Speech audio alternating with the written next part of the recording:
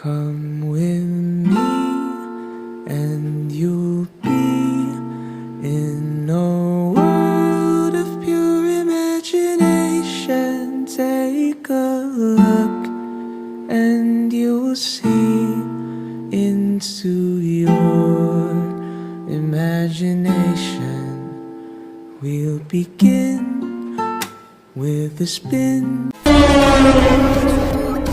A body has been discovered! I'm curious about it.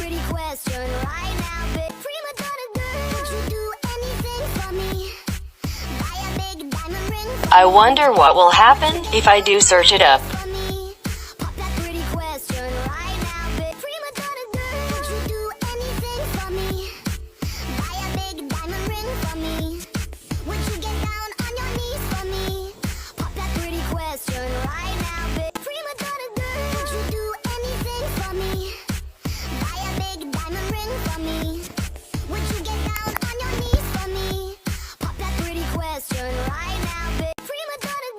No, thank